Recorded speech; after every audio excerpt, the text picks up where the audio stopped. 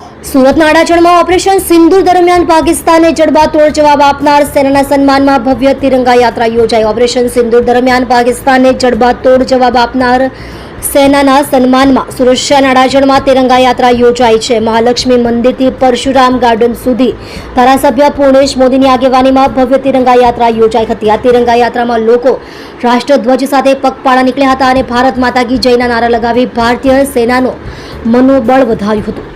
તમે જોઈ રહ્યા છો SD ન્યૂઝ ચેનલ ફેઝર શેખની સાથે।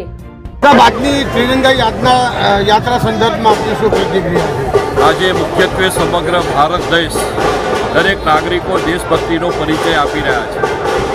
ભારતભરની અંદર આજે અમારા અડાજણ વિસ્તારમાં ખાસ કરીને આદરણીય પ્રધાનમંત્રી શ્રી નરેન્દ્રભાઈ મોદી સાહેબ જે મોદી સરકારની આતંકવાદ પ્રત્યે ઝીરો ટોલરન્સની નીતિ છે, જે આતંકવાદ સામે માનવતાવાદનો પ્રગટ સંકલ્પ છે, એ માટે તેઓ રાત દિવસ એક કરીને આ રાષ્ટ્રને આતંકવાદમાંથી મુક્ત કરવા માટે જહેમત ઉઠાવી રહ્યા છે।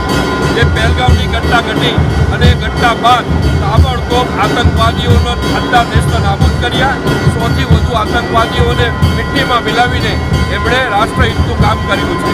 એટલે આ કામ કરવા માટે જે આપણું સૈન્ય જે છે, એરફોર્સ છે, નેવી છે, BSF છે, આપણું આર્મી છે અને આપણી ઇન્ડિયન એરફોર્સ છે, આ બધા લોકો જે પોતાનું શૌર્ય પરાક્રમ સાહસ બતાવ્યું છે, તો નાગરિકો પણ આ સાહસને બિરદાવે, નાગરિકો પણ એને સેલ્યુટ કરે।